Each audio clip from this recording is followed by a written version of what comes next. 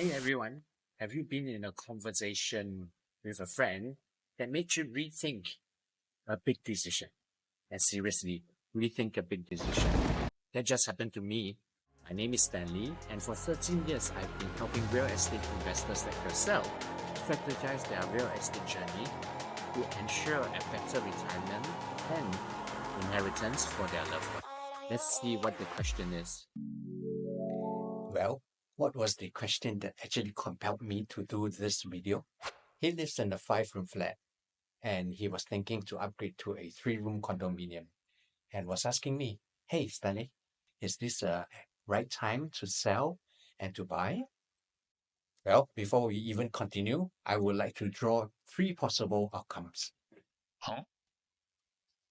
Number 1 is that you will swipe away midway through the video thinking that this is of no interest to you. Number 2 is to take action, and this is important, and I hope you fall into this category. Number 3, something that we should avoid: procrastinating, sitting on our laurels, and thinking that we will want to think about it later, which will never ever happen.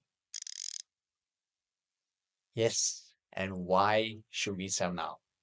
Well, before we deep dive into this topic, I think it's good to understand where the economy is heading.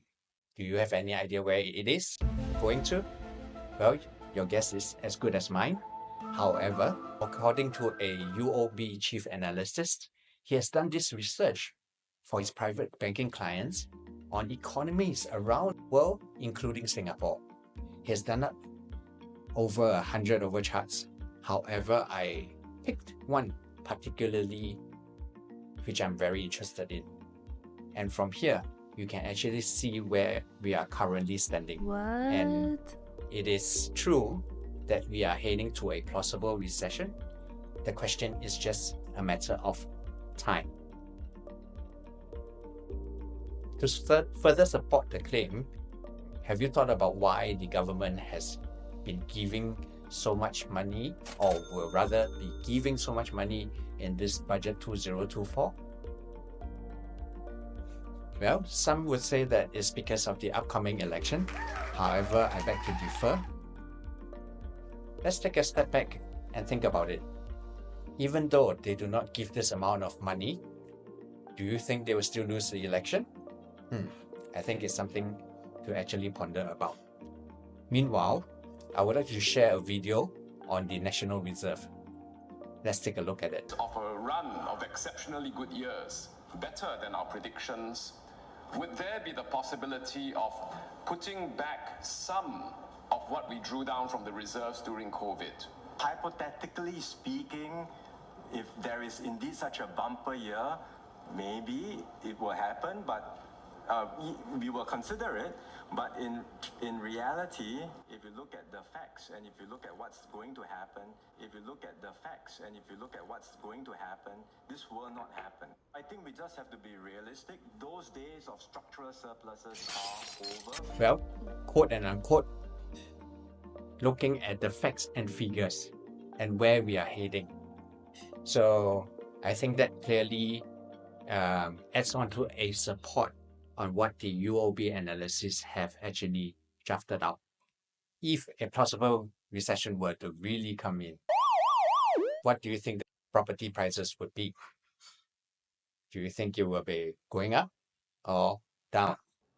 Let's take a look at this chart that shows the world events that affect the property market. We'll start off with the 97 financial crisis, the dot-com bubble burst, the September 11 attacks, followed by SARS outbreak, Lehman Brothers, and smaller events that doesn't affect the market, and finally, COVID pandemic.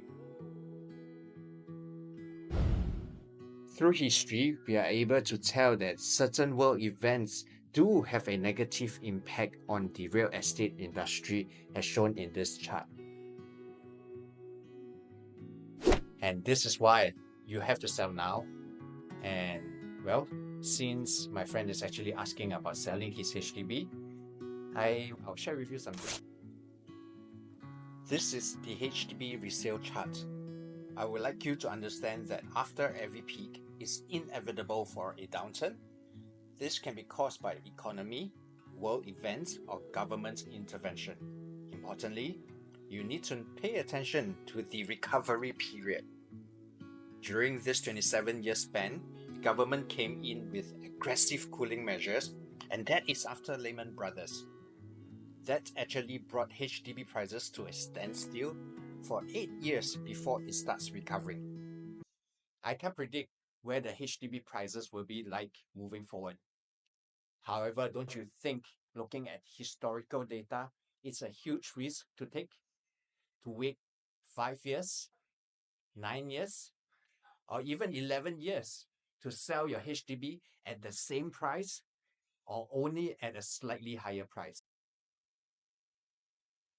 Now, let's address why you should buy now. What makes me say that? I believe all of us know that the interest rate is actually coming down gradually. And what happens when interest rate comes down and people are more confident of the market? Well, this happens. I am definitely not delusional. Let's take a look at some data.